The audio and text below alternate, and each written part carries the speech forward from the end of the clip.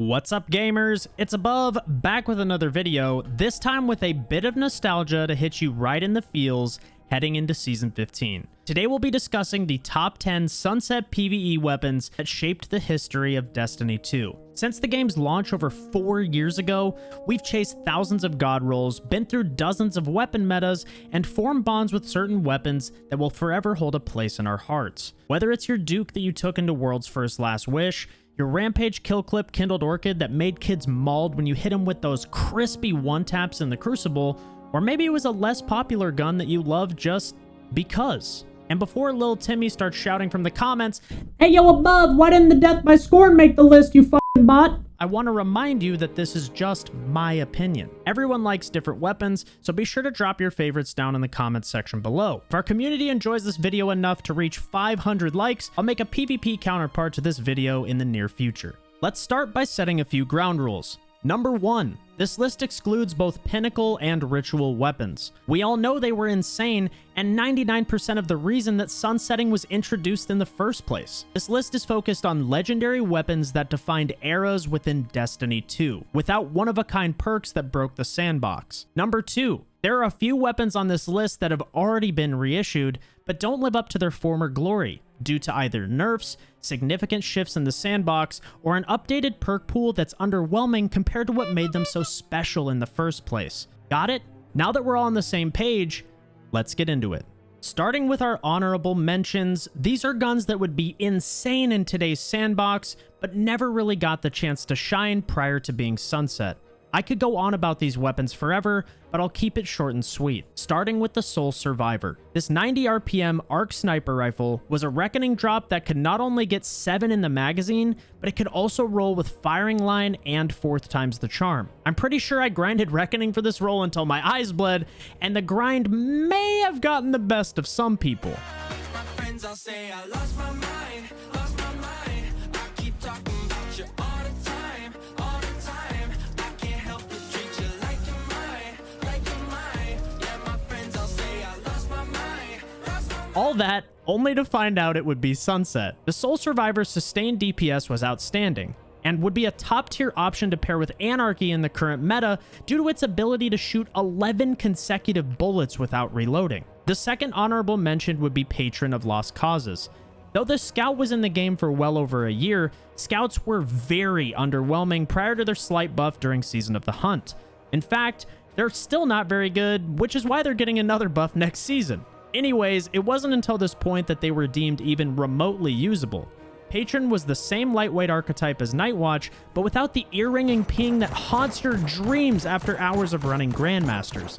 It could roll rapid hit, explosive payload, and had a fantastic sight as well. Next up, we have Line in the Sand.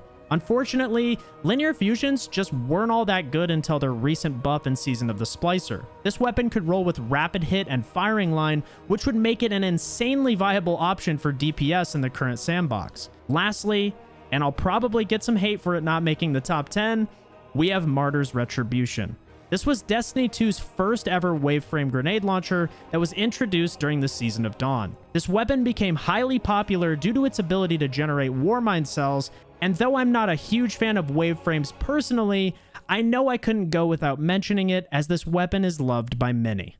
Now, the moment you've all been waiting for, the top 10 Sunset PvE weapons that have shaped the history of Destiny 2. Starting with number 10, the Emperor's Courtesy. This gun is at the center of what it meant to have a fully fleshed out PvE build. When maximized, it could pull off some of the wildest challenges the Destiny community has ever seen. I'm talking the first ever solo Riven, 2-man Galron's Deception, and many more. The DPS was often insanely tight in these challenges, and the Emperor's Courtesy was at the center of what made them possible. It was the highest handling 1-2 punch shotgun in the entire game, and its curated weapon perks synergized perfectly with Top Tree Arc Strider to maximize its damage potential. You're probably thinking, Top Tree Arc Strider? Well, let me explain. Top Tree has a perk called Combination Blow that states killing an enemy with this melee ability triggers health regen and temporarily increases melee damage that can stack up to 3 times. Pair this with Gambler's Dodge, and you can get that charged melee back every time you dodge near an enemy. You could take this build even further with Liar's Handshake, where using an arc melee ability allows you to follow up with a powerful counterpunch. The best part? All of these weapons, subclasses, and exotic ability perks stacked for an incredible amount of damage per punch.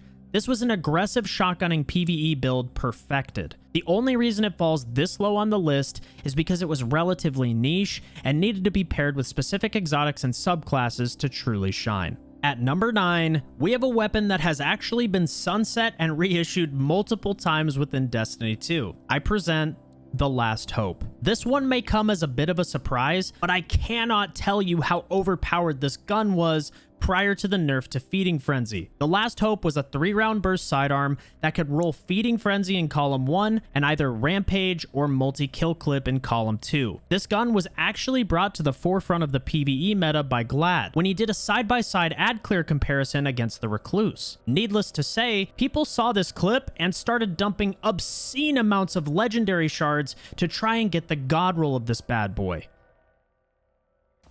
Oh, I got another one! Yo! Breachlight was an honorable mention in this slot, and though it was an incredible gun, the main issue with Breachlight was the fact that it had to compete with pre-nerf Izanagi's Burden in the kinetic slot. With weapons like the Recluse and Last Hope, however, you didn't have to make that sacrifice. This weapon dominated the PvE endgame until Feeding Frenzy and other reload perks were eventually nerfed back in Season of the Worthy. Similar to many of our honorable mentions, this gun didn't get too much time in the spotlight, but it made quite the impression in the little time it did have. Moving on to number 8, we have the Manananan SR4. This 200 RPM scout rifle dominated the PvE endgame in year 1.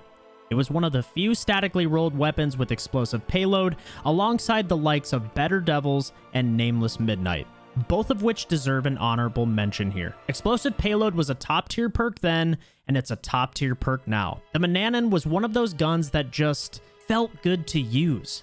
And back in year 1, Destiny allowed you to change the elemental affinity of your weapons, which meant you could masterwork arc, solar, and void versions of this gun for every situation.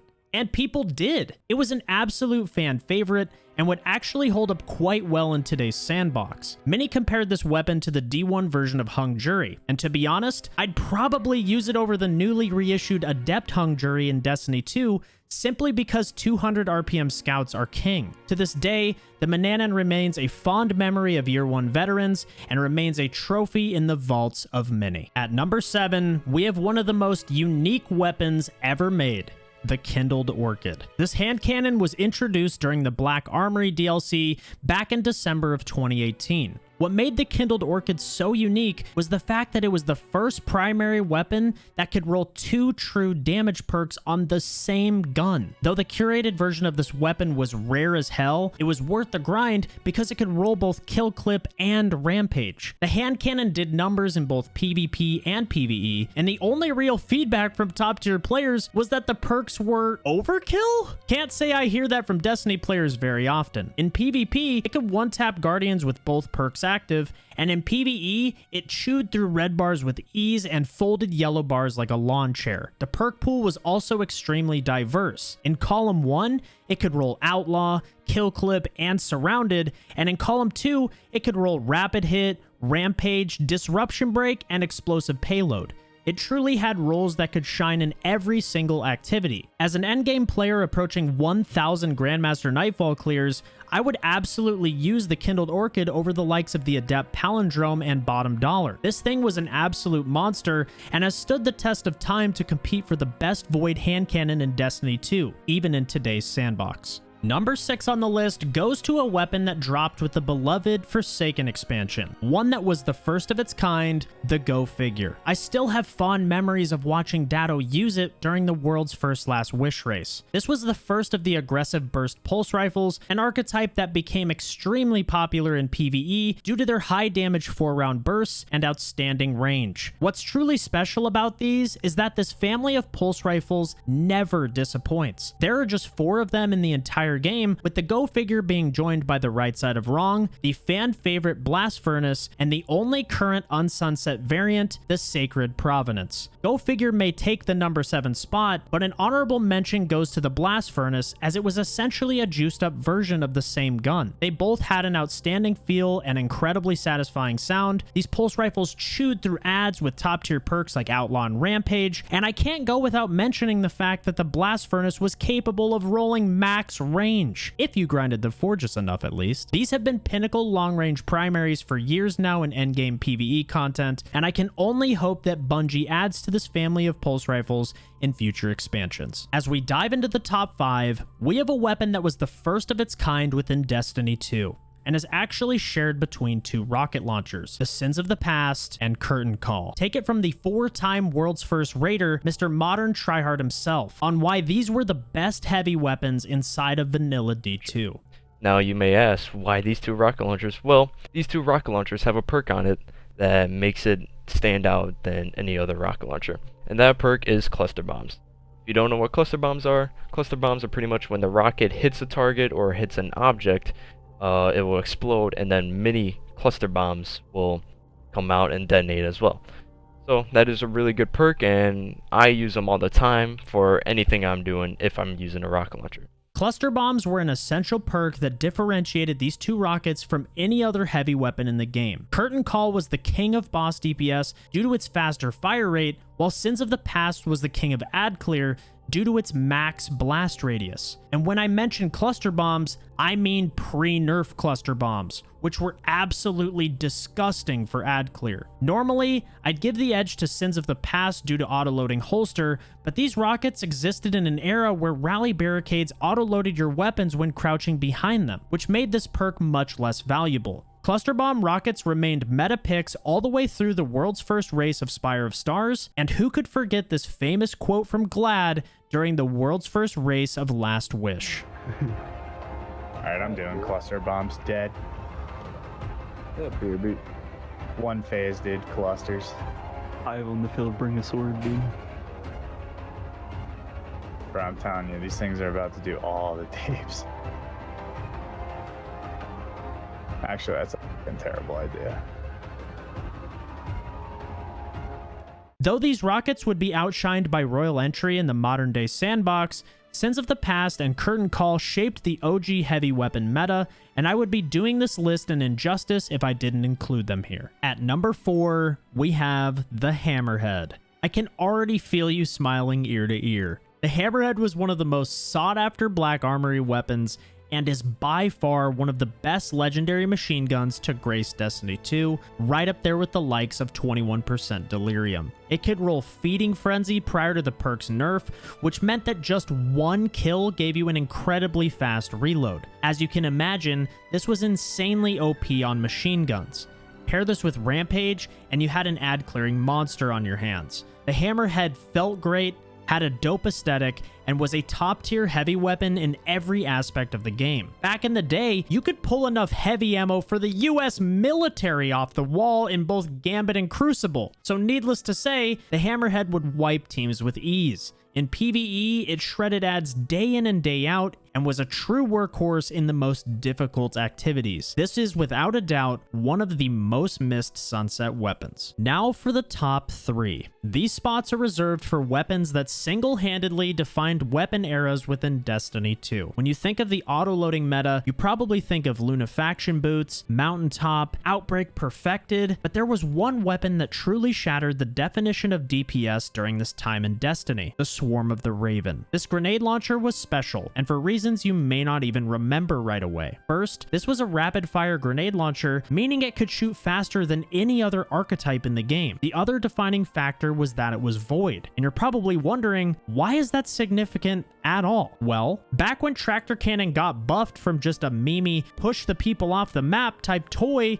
to an actual debuff exotic, void weapons benefited the most. Tractor gave a base 33% debuff to solar and arc weapons, and a 50% debuff to void weapons specifically. In short, this rapid-fire void grenade launcher could shoot endlessly inside of a Lunafaction well. Yeah, seems balanced, people plunged themselves into Iron Banner just to get a roll with spike grenades, and some got luckier than others. This weapon baked raid bosses and led to the inevitable nerf of not only Tractor Cannon, but the auto-loading meta as a whole. Swarm of the Raven, our boss-melting king, we salute you. At number 2, we have one of the most badass guns in the history of the Destiny franchise. A weapon with a perk that had never been seen before. A weapon that single-handedly made me include rule number 2 at the start of the video, the Ikelos shotgun. With the Warmind expansion came Mars, new strikes, exotic quests, and a new public space activity by the name of Escalation Protocol. This was originally a 3-player endgame activity meant for near max level guardians. But once people found out about the Ikelos shotgun being the first ever boss drop, with rave reviews releasing from content creators all over the community,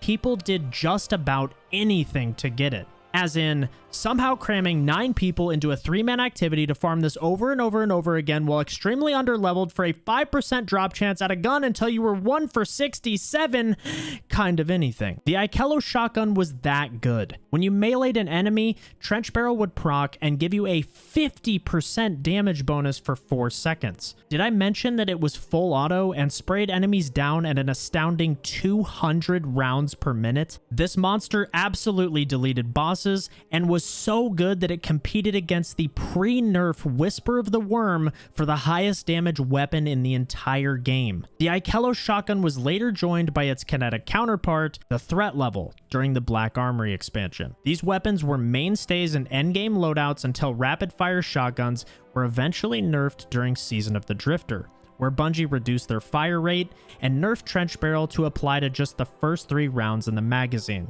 Though the Ikelos shotgun eventually returned during Season of Arrivals, it returned as a shell of its former self, and has yet to live up to its former glory. And finally, at number 1, we have a primary weapon that was the workhorse of the Destiny community for 2 full years. A hand cannon that required the Weapons 2.0 update to dethrone it and sunsetting to eventually kill it. At number 1, I present the Midnight Coup. This 150 RPM hand cannon is the epitome of what a gun should aspire to be. It had a job, and it did that job well. And my god, if it isn't still the best feeling weapon to shoot aliens in the face with in all of Destiny 2. The sights, the sounds, the perks, the Midnight Coup was simply the best of the best. This was the weapon that everyone chased from the Leviathan raid at a time where the game was stuck with static weapon rolls. So I just need that hand cannon. That's unless I get the hand cannon now, which I probably won't. Oh! I got it! Yes! Yes! Yes! Finally! Congrats. I got the hand cannon. Oh, no way. Lucky for us, it came with a curated role of Outlaw and Rampage, and was brought into world's first races such as Spire of Stars, Last Wish, Scourge of the Past, Crown of Sorrow, the list goes on. The Midnight Coup was the crown jewel that sat atop the legendary Forsaken loadout, that being the Whisper of the Worm, the Ikelos shotgun, and of course, our number 1 sunset weapon, the Midnight Coup.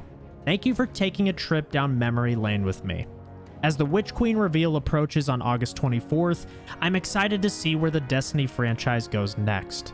I can't wait to chase new loot that inspires us to grind like there's no tomorrow. If you enjoyed today's video, a like and subscription would be greatly appreciated. Thank you all so much for watching, and I'll catch you next time.